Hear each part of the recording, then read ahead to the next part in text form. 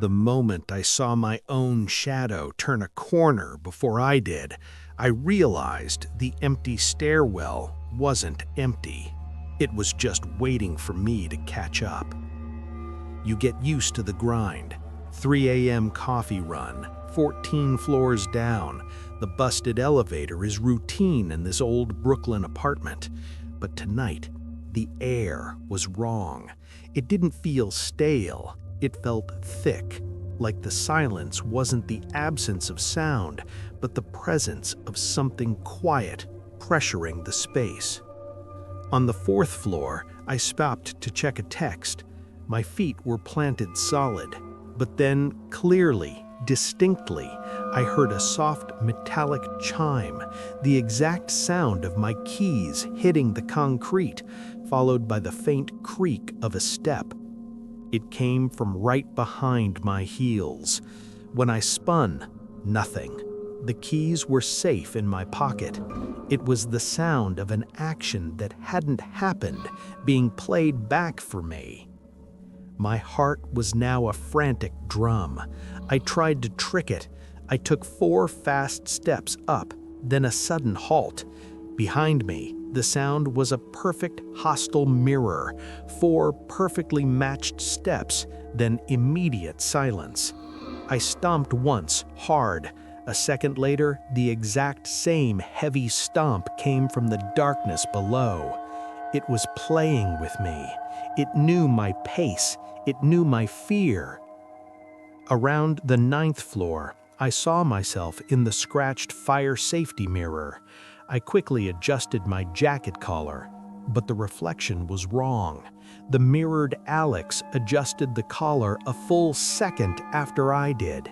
My own image was lagging in its personal timeline, its eyes already registering a fear my body hadn't caught up to yet. It wasn't just following, it was running on delayed time.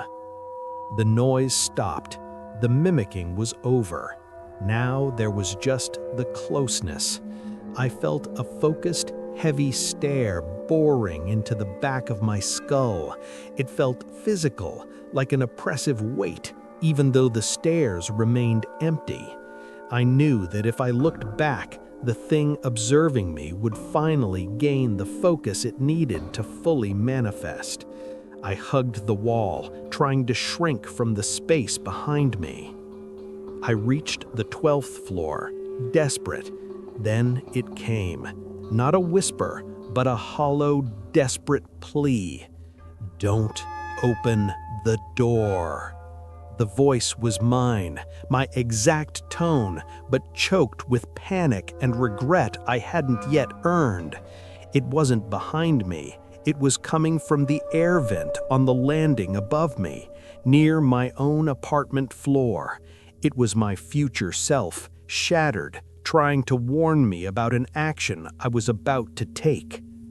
I sprinted. The whole thing was too much to process. I flashed back to a mundane moment last week, waiting for the elevator, checking my watch. But now, the second angle. When I looked at my watch, the glass screen of the empty fire extinguisher case showed 2 reflections, mine checking the time, and another, identical Alex, standing rigid beside me, watching the clock with me. It was never behind me, it was always right next to me. The final landing, my door. As I jammed the key in, the stairs exploded with noise. Not steps, but liquid, wet, sickening sloshing, like something heavy being dragged and flopping up the stairs, incredibly fast. I glanced back. The light from my phone hit the final turn. Standing there, impossibly tall, stretching from floor to ceiling, was a figure made entirely of perfect black water. It had my shape, but it was dripping, surging forward as the lock clicked. I slammed the door, locking every bolt. I needed proof. I pulled up the hallway camera feed. The footage was empty. But then I found the anomaly. Around the 10th floor, the camera showed my real body, but the wall beside me held two shadows.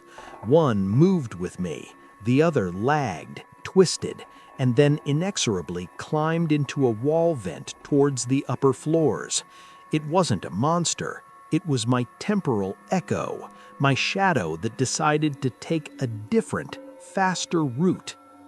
It was just a contained temporal physics glitch. I stood up, exhausted. My phone buzzed, a notification from my smart home security system. Bedroom door ajar, sensor activated. I glanced at the phone resting on the kitchen counter. In the glossy reflection of the screen, perfectly mirrored, I saw my own hallway, and in the hallway, slowly closing the door to my bedroom, was my wet, dripping shadow. It had followed the path of the vent, bypassed the door, and was now inside my sanctuary.